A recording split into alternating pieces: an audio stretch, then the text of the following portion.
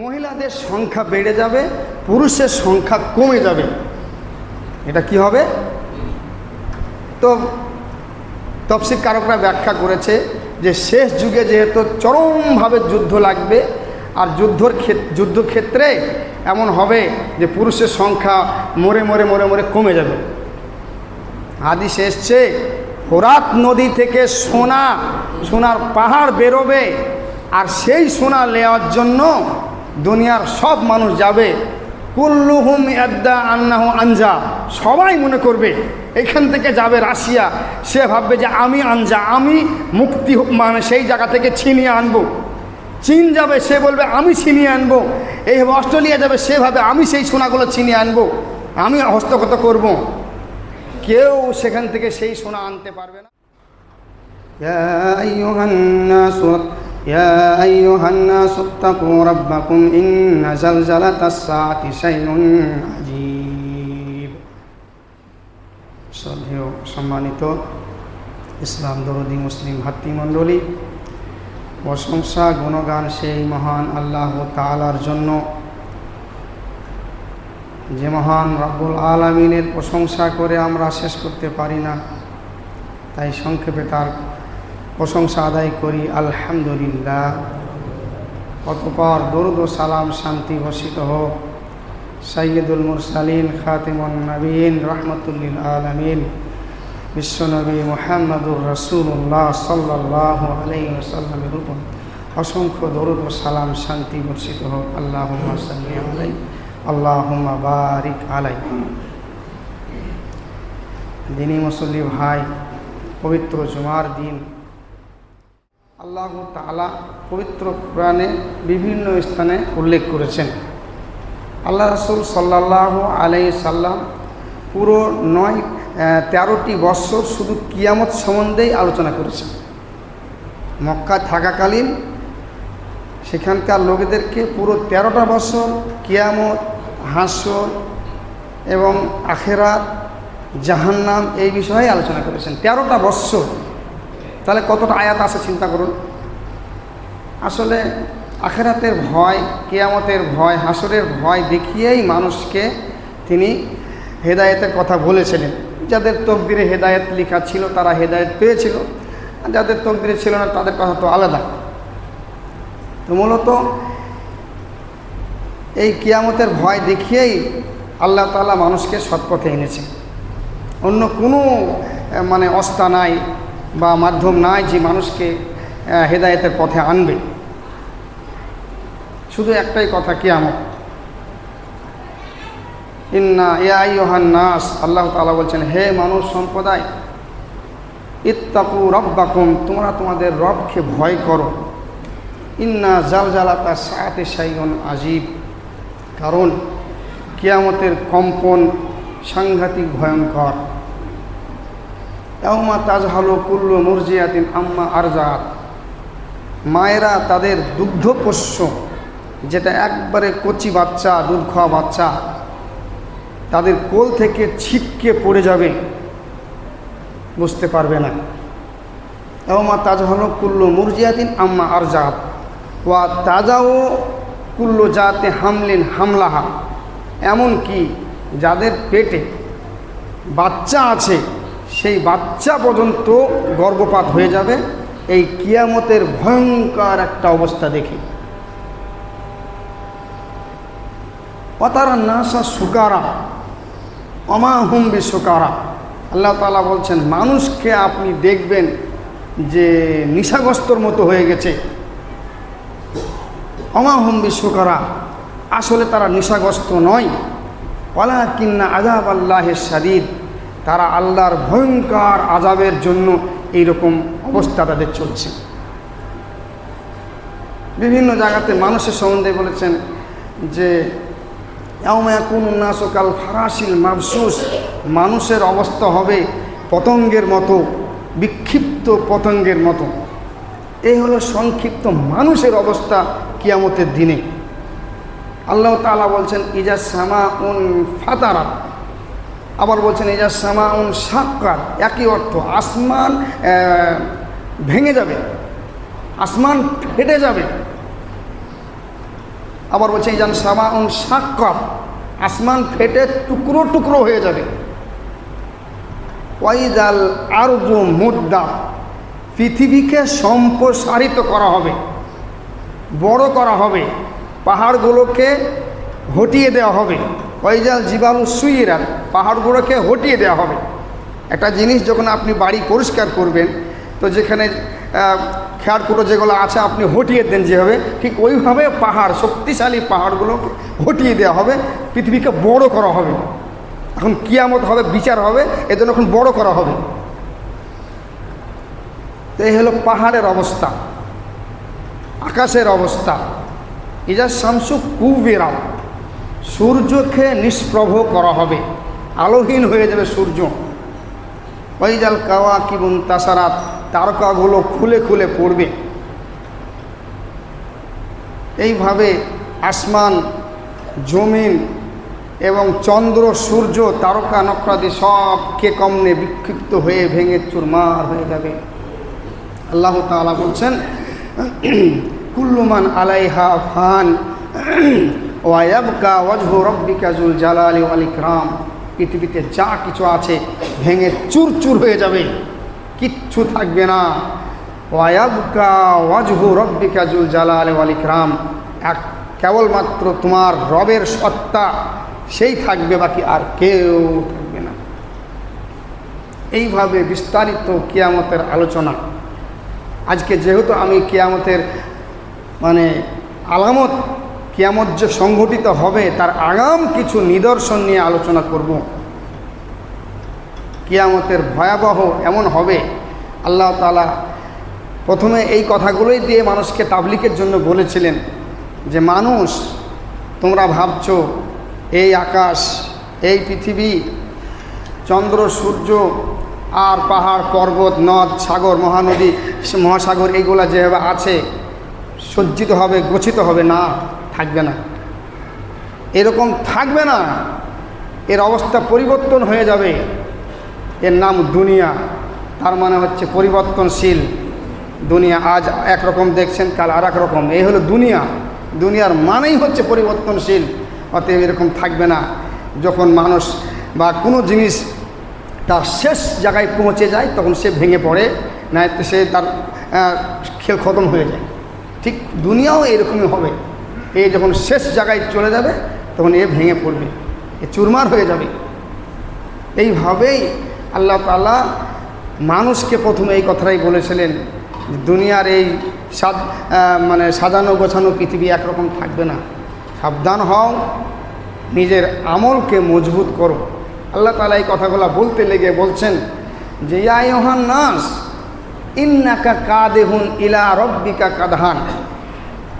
অনেকগুলো কিয়ামত সম্বন্ধে কথা বলার পরে বলছেন, হে মানব মণ্ডলী, তোমরা কঠোর থেকে কঠোর পরিশ্রম করো, লে রব্বিকা, তোমার রবের জন্য। তোমার রব বলছে ভালো কাজ করে আমার সঙ্গে ফামুলাকিহি, আমার সঙ্গে লেখা করো, সাক্ষাৎ করো, আমার সঙ্গে সাক্ষাৎ করো। কি হবে? কাদহান, চরম ধরনের পরিশ্রম করে। তোমার কষ্ট হবে, আমি জানি তোমার 5 ওয়াক্ত নামাজ পড়তে কষ্ট হবে, তোমার বছরে একটা মাস রোজা রাখতে তোমার কষ্ট হবে, তোমার পকেটের ইনকাম করা টাকা আরেকজনকে দান করতে তোমার কষ্ট হবে। তারপরও তুমি এটা করে আমার কাছে এসো, থাকবে না, পৃথিবী সব চুরচুর হয়ে যাবে। অতএব সেই দিনটাকে মাথায় রেখে এগিয়ে এসো। তো আল্লাহ তাআলা এইভাবে তাবলীগ করে গেছেন, মানুষকে ভয় দেখিয়ে গেছেন। যারা তখনকার সেই দিনের ঈমানদার তারা তো ঈমান এনেছিল। সাহাবায়ে কেরামকে আল্লাহ নবী সাল্লাল্লাহু আলাইহি সাল্লাম অনেকগুলো নিদর্শন দেখিয়েছিলেন। আসলে জিনিস যখন ভয়াবহ হবে, কিয়ামত তো ভয়ঙ্কর, তো তার আগাম কিছু সতর্ক আল্লাহর তরফ থেকে আল্লাহ নবী দিয়েছিলেন যে এই এই লক্ষণ দেখলে দেখবে কিয়ামত এখন একবারে নিকটে চলে এসেছে, সাবধান হয়ে যাও। তখন আর ঢিল দেওয়া হবে না। দুনিয়ার জীবনে আমরা যখন দেখি যে সংকেত দেখানো হচ্ছে, যারা আপনার কি বলে সাগরের আশপাশে বাস করে তাদেরকে সংকেত দেওয়া হয় না, কমলা সংকেত, লাল সংকেত, যে এখন চরম ধরনের ঝড় বৃষ্টি শুরু হবে। আমরা মধ্যে বাস করি, আমরা মধ্য বাংলায় বাস করি, কিছু বুঝতে পারি না। কিন্তু যারা বঙ্গোপসাগরের একবারে সাইডে বাস করছে, কাছাকাছি জায়গায় বাস করছে, তারা মুসিবতে থাকে। তাদের উপরে কত ঝড় এলো, বুলবুল ঝড়, আইলা ঝড়, ফেনী ঝড়, ভেঙে চুরে শেষ করে দেয়। ওই জন্য আগাম সতর্কে দেওয়া হয়, চলে যাও। এখন লাল সতর্ক, বাড়ি ঘর ছেড়ে অন্তপক্ষে 50 কিলোমিটার দূরে চলে যাও, সেইখানে নিরাপদ জায়গায় যাও, না সব শেষ করে দিবি। তো এটা আল্লাহ তাআলা এইভাবে আমাদেরকে আগাম সতর্ক করছে। কিয়ামত তো হবেই, সেদিন তো কিছুই থাকবে না। তো আগাম আল্লাহ তাআলা আমাদেরকে সতর্ক করেছে যে এই লক্ষণগুলো দেখলে বুঝবে যে এখন কিয়ামত একবারে নিকটে চলে আসছে। তো এই কিয়ামতের আলামত বলতে গিয়ে হাদিস শাস্ত্রে দেখা যাচ্ছে কি 86 খানা হাদিস শুধু এই মর্মে বর্ণনা করা হয়েছে। 86 খানা হাদিস। তার মধ্যে মিশকাত শরীফের 1 নম্বর হাদিস, যেটাকে হাদিস জিবরিল বলা আছে, সেখান থেকে একটা আলামতের হাদিস দেখেন। ওমর ফারুক বলছেন যে নাহনু ইন্দা রাসূলিল্লাহ সাল্লাল্লাহু আলাইহি সাল্লাম, আমরা একদা রাসূলের কাছে বসা ছিলাম। এই যে জাহা রাজুলুন, হঠাৎ একজন ব্যক্তি আসলেন, আসনাদা রুকবাতাইহি ইলা রুকবাতিহি, তো সেই লোকটির হাঁটু আল্লাহ রাসূল হাঁটুর সঙ্গে লাগিয়ে দিলেন। ফাকলা, এবং তিনি বললেন যে আখবিরনি আনিল ঈমান, হে আল্লাহ রাসূল আমাকে বলেন ঈমান কি জিনিস। তো ঈমান সম্বন্ধে তিনি বললেন। তারপরে বলছেন আখবিরনি আনিল ইসলাম, ইসলাম সম্বন্ধে আমাকে কিছু বলেন। তো ইসলাম সম্বন্ধে আল্লাহ রাসূল বললেন। তারপরে বলছেন আখবিরনি আনিল ইহসান, ইহসান সম্বন্ধে আমাকে কিছু বলেন, তো সেটাও বললেন। তারপরে বলছেন আখবিরনি মাতা সাত, আপনি বলুন যে কিয়ামত কখন হবে। তখন আল্লাহ নবী বললেন না, এইটা তো আমার দ্বারা সম্ভব না। কোরআনের বিভিন্ন জায়গায় যখন কাফেরদেরকে বোঝানো হয়েছে, তখন তারা বলেছে আরে কিয়ামত কখন হবে। ওয়াকুলুনা মাতা হাযাল ওয়াদ, এই আয়াত আপনি দেখবেন কত শত আয়াত। ওয়াকুলুনা মাতা হাযাল ওয়াদ, কখন হবে সে কিয়ামত আপনি বলুন, যদি সত্যবাদী হন, আপনি সত্য নবী হন, তাহলে বলেন। তখন আল্লাহ তাআলা বলেছেন কুল, আপনি বলে দেন ইলমুহা ইনদাল্লাহ, কিয়ামতের এলেম আল্লাহর নিকটে আছে। ওয়া ইন্নামা আনা নাজিরুম মুবিন, আমি হচ্ছি শুধুমাত্র ভয় প্রদর্শনকারী, যে কিয়ামত একদিন হবেই হবে। আল আসাতু আতিয়াতুন, কিয়ামত হচ্ছে অবশ্যম্ভাবী, হবেই, এতে নিশ্চিত। তবে এটা কখন হবে এই জ্ঞান আল্লাহর নিকটে আছে। তো এই প্রশ্নটা এই আগনন্তে এসে আল্লাহ রাসূলকে জিজ্ঞাসা করছেন, বলেন কিয়ামত কবে হবে। তখন আল্লাহ নবী বললেন না, এই জ্ঞান আমার নিকটে নাই। তখন তিনি বললেন আখবিরনি আন আমারাতিহা, তা ঠিক আছে, এর যে একটা আগাম কিছু নিদর্শন আছে কিয়ামত সংগঠিত হওয়ার, সেই বিষয়ে কিছু বলেন। তখন তিনি বললেন আন তালেদাল আমাত রব্বাহা ওয়া আন তারাল হোফাতাল ওরাতাল আলাতা এতাতা তালুনা ফিল বুনিয়ান সুম্মুম বুকমুল মুলকুল আরদ। তিনি বললেন কিয়ামত তখনই সংগঠিত হবে আন তালেদাল আমাত রব্বাহা, যে মা তার রবকে জন্ম দিবে, মা তার প্রভুকে জন্ম দিবে। তার মানে হচ্ছে, এর দুটো ব্যাখ্যা করা হয়েছে যে এমন একটা সময় চলে আসবে কিয়ামতের আগামে, কিয়ামতের মুহূর্তে, যে মায়েদের সম্মান করবে না, মায়েদের সম্মান ছেলেরা করবে না, ছেলেরা নিজের মাদেরকে গোলামের মতো ব্যবহার করবে, দাসীদের মতো ব্যবহার করবে। অথবা এর ব্যাখ্যা বলা হচ্ছে যে আন তালেদাল আমাতা রব্বাহু, যে কোনো একটা মনিব তার দাসীকে বিয়ে করেছিল, এখন তার পেট থেকে সন্তান হয়েছে, দাসী তো দাসী, কিন্তু দেখা গেল সেই ছেলেটা বিরাট অট্টলিকার অর্থ সম্পদের মালিক হয়ে গেল, দেশের প্রধানমন্ত্রী হয়ে গেল, এইরকম ঘটনা ঘটবে। যাই হোক, ও আন তারাল হোফাত আল ওরাতা আল আলাতা। আর আপনি যখন দেখবেন যে এমন ব্যক্তি যার পায়ে একটা স্যান্ডেল জুটতো না, গায়ে ঠিকঠাক কাপড় জুটতো না,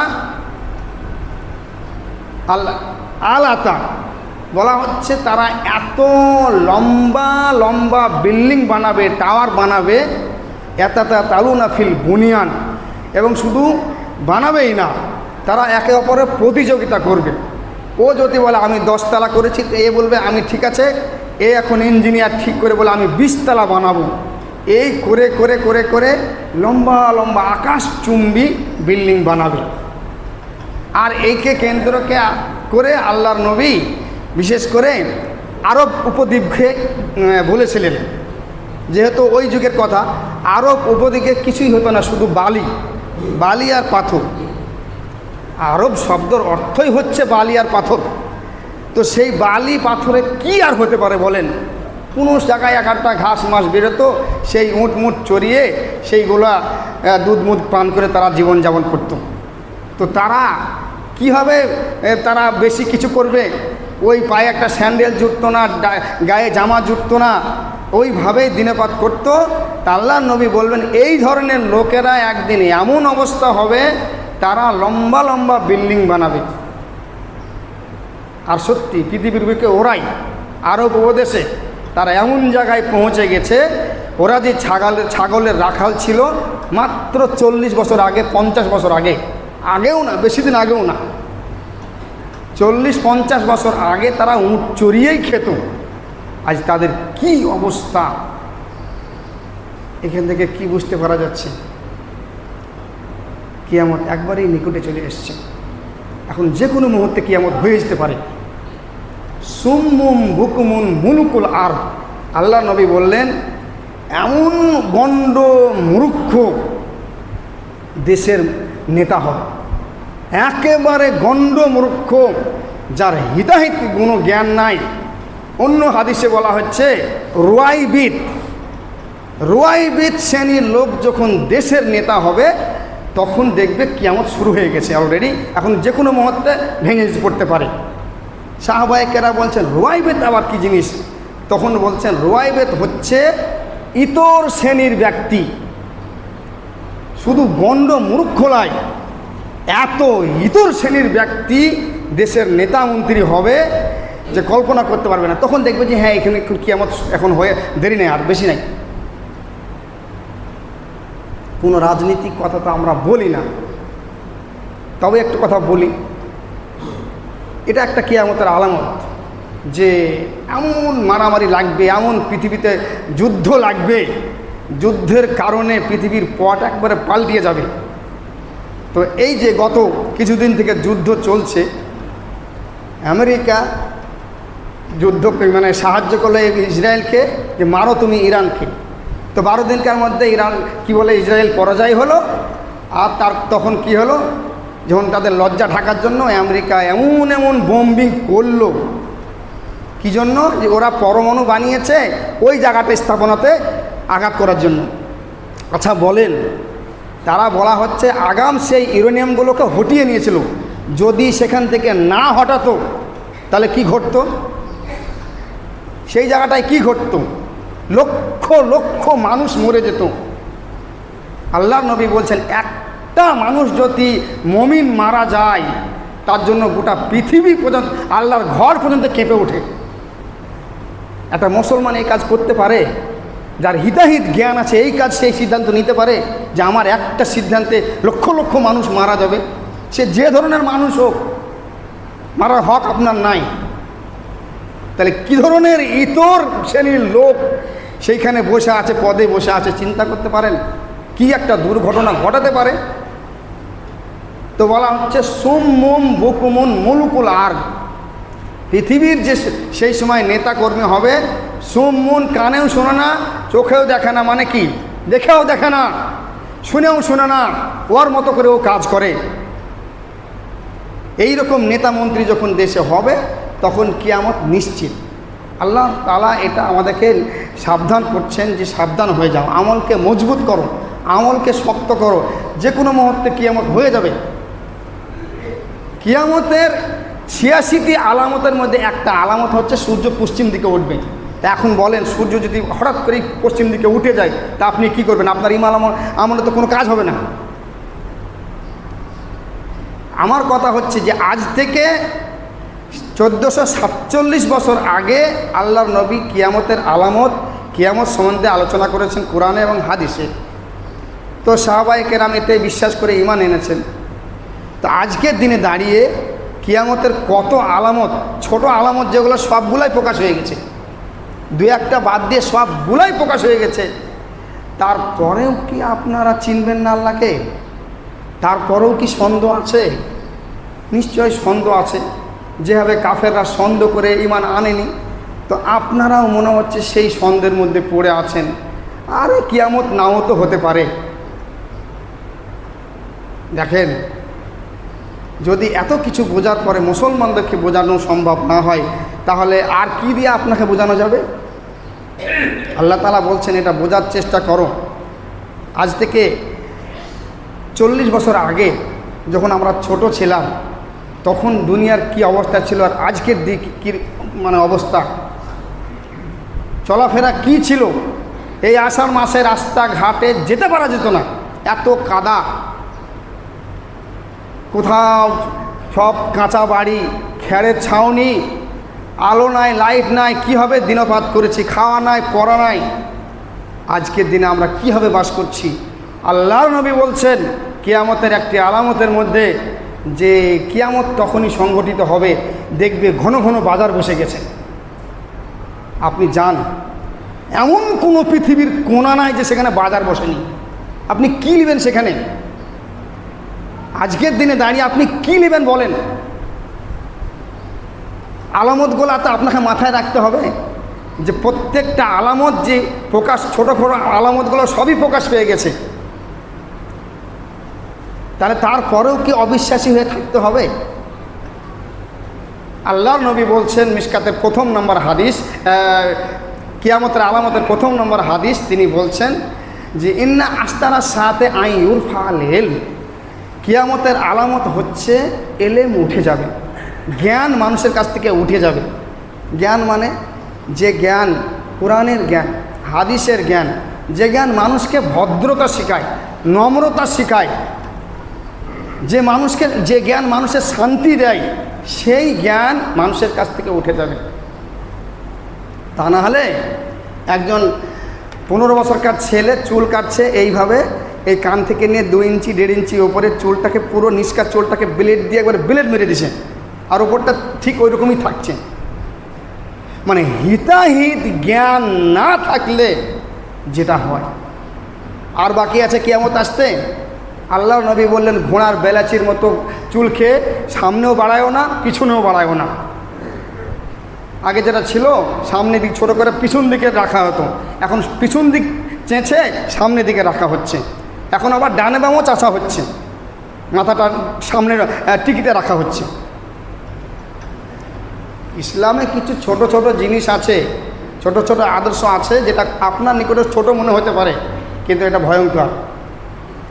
আল্লাহ নবী বললেন যে ছোট জিনিস দেখে মনে হয় তো পায়ের গিটের নিচে যদি কেউ কাপড় পরে, ওই লোকের ব্যাপারে আল্লাহ নবী বলছেন যে কিয়ামতের দিনে ওকে আল্লাহ তাকিয়ে দেখবে না।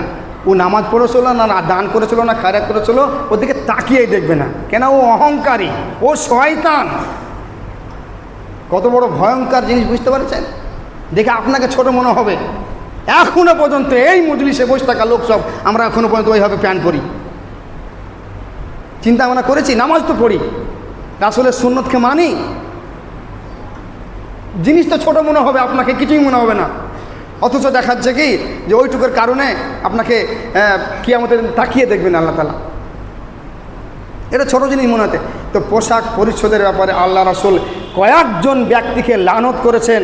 তার মধ্যে একজন ব্যক্তি, যে পুরুষেরা মহিলাদের পোশাক পরে ওর ওপরে আল্লাহর লানত, আর যে মহিলারা পুরুষের পোশাক পরে ওর ওপরে আল্লাহর লানত। আমি দেখলাম এই ভবানী পরে একজন মহিলা, একজন পুরুষ গলায় মালা দিয়েছে। আপনি এই হিজড়িকে আপনি কি বলবেন বলেন? এইসব লোককে কি গ্রামে থাকা দরকার? পুরুষ মানুষ গলায় মালা দিচ্ছে,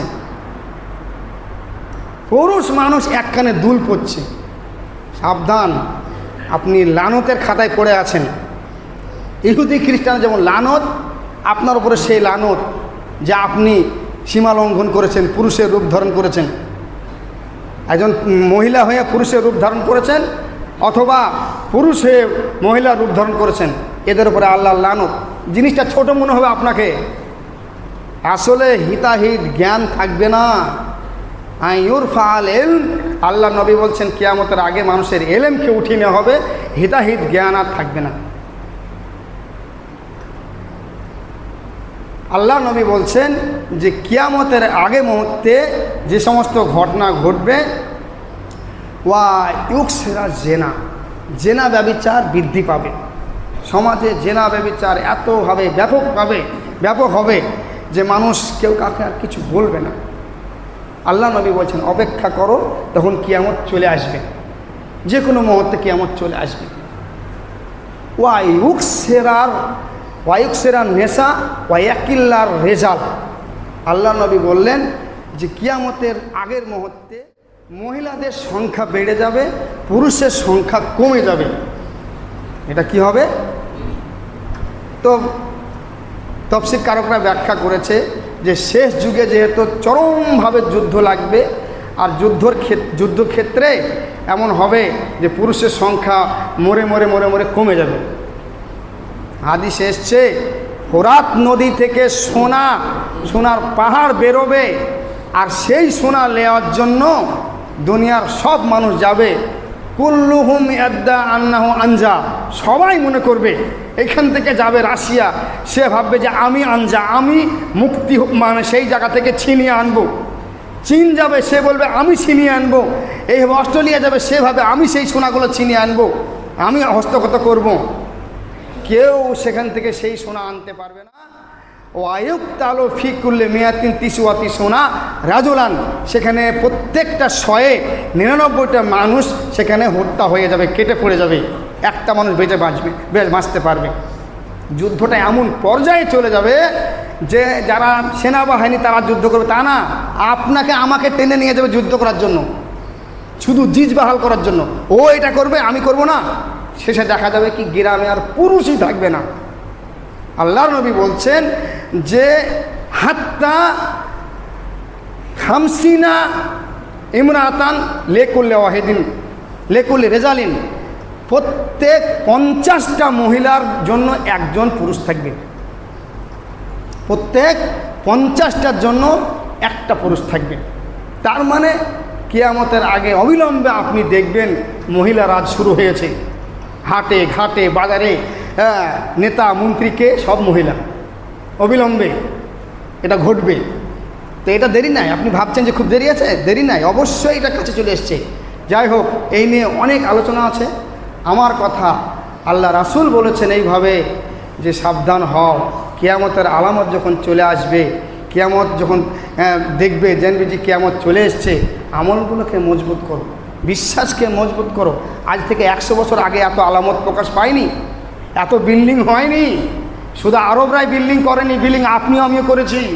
তার মানে এখন কিয়ামত আমাদের উপরে চলে আসবে, এটা কি লক্ষণ বুঝতে পারছেন না? অতএব কিয়ামত খুবই নিকটে, সাবধান হয়ে যান, ঈমান আমলকে মজবুত করুন, কাফের হয়ে দূরে থেকে থাকার কোনো সুযোগ নাই। আসুন মসজিদে আমরা সকলে মসজিদে এসে আল্লাহকে সম্মান করি, সেজদা করি, রুকু করি এবং তার কাছে ক্ষমা চাই। দিলটাকে পরিষ্কার করে যেন আল্লাহর কাছে যেতে পারি, এ তৌফিক আল্লাহ তুমি দান করো। আল্লাহুম্মা আমিন। আল্লাহুম্মা আইজিল ইসলাম ওয়াল মুসলিমিন, আল্লাহুম্মা আহলিকিল কাফারা ওয়াল ফাজারা ওয়াল মুশরিকিন ওয়াল ইয়াহুদা ওয়ান নাসারা ওয়াল মুবতাদিনা মিনহুম। ইবাদাল্লাহ রাহিমাকুমুল্লাহ, ইন্নাল্লাহা ইয়ামুরু বিল আদলি ওয়াল ইহসান ওয়া ইতাইযিল কুরবা ওয়া